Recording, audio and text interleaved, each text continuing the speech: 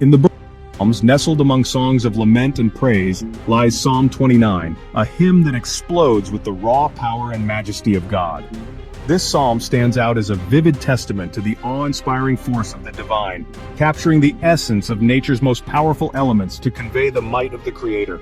King David, a shepherd who knew the fury of storms and the stillness of silent nights, penned these words. His experiences as a shepherd facing the raw elements gave him a unique perspective on the power and tranquility of nature. He paints a vivid picture, not of a God who whispers, but of a God who roars. Through his words, we can almost hear the thunderous voice of the Almighty, echoing through the heavens and shaking the earth. David doesn't use delicate metaphors or veiled references. Instead, he chooses imagery that is bold and unmistakable, ensuring that the message of God's power is clear and undeniable. He uses the language of thunder, earthquakes, and mighty cedars crashing to the ground. These are not just natural phenomena, they are symbols of God's immense strength and authority over all creation. He wants us to understand, in no uncertain terms, the awesome, overwhelming power of the God we serve. This power is not distant or abstract. It is present and palpable in the world around us. This isn't just poetry, it's a revelation. David's words are meant to open our eyes to the reality of God's might, to inspire awe and reverence in our hearts. David is pulling back the curtain, allowing us to glimpse the very heart of God, a heart that pulsates with strength and might. Through this psalm, we are invited to witness the divine in its most powerful form. And yet, within this tempest of power, David wants us to find something else, peace. Amidst the roaring thunder and crashing waves, there is a profound sense of calm, a reminder that God's power is also a source of comfort and tranquility for those who seek refuge in Him. David begins by calling on all creation to recognize the Lord's glory. He doesn't just limit his call to humanity, but extends it to all of nature and the cosmos. Every element, every being is summoned to witness and honor the magnificence of the divine. Ascribe to the Lord, you heavenly beings, he says, urging even the celestial entities to give credit where it's due. Ascribe to the Lord glory and strength. This is a call to recognize the unparalleled power and majesty of the Creator. He doesn't just address humans. His call is universal, encompassing all realms of existence. He calls upon the angels, the unseen forces of the universe, to acknowledge God's might. These celestial beings, often hidden from our sight, are also part of this grand chorus. Then the imagery turns dramatic. The scene shifts to the raw, untamed power of nature. The voice of the Lord is over the waters. It echoes across the vast expanses of the seas. The God of glory thunders, his voice resonating like a mighty storm. The Lord thunders over the mighty waters. His presence is felt in the chaos and the calm. Imagine a raging storm at sea, waves crashing against each other, the sheer force of nature on full display. The wind howling like a beast, a relentless force that cannot be tamed. Yet above it all, louder than the thunder, more powerful than the wind, is the voice of God.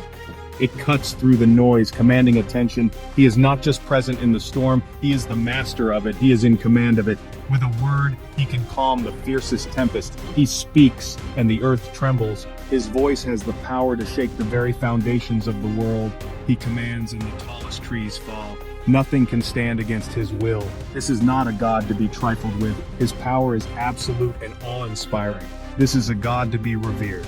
In his presence we find both fear and solace, a reminder of the divine force that governs all. But God's voice is not always a roar. It doesn't always come with thunder and lightning shaking the earth beneath our feet. Sometimes it's a whisper in the silence of our hearts, a gentle murmur that only we can hear when we quiet our minds and open our souls. Sometimes it's the gentle nudge that guides us towards his purpose, a subtle push in the right direction, helping us to make decisions that align with his will. Sometimes it's the still, small voice that speaks peace to our anxieties. It calms the storm within us, bringing a sense of tranquility and assurance. David reminds us that God's power isn't just about spectacular displays of force. It's not always about the grand gestures or the miraculous events. It's about the strength he gives us to face our own storms, the inner fortitude to stand firm in the face of adversity, knowing that we are supported by a higher power. The Lord gives strength to his people. The Lord blesses his people with peace. This peace is not just the absence of conflict, but a deep, abiding sense of well-being. This is the heart of the psalm. It speaks to the core of our relationship with God, a relationship built on trust and love. Yes, God is powerful, awe-inspiring, mighty. His presence can be felt in the grandeur of nature, in the vastness of the universe. But that power is not meant to intimidate us. It's not meant to make us feel small or insignificant. It's meant to empower us, to give us the courage to reach new heights and to achieve our dreams. It's meant to give us hope. Hope that no matter how dark the night, the dawn will always come. It's meant to remind us that even in the midst of life's fiercest storms, we are not alone. We are always under the watchful eye of a loving God who guides and protects us. We all face storms in our lives: illness, loss, fear, doubt. These storms can shake us to our core, make us question everything we believe in.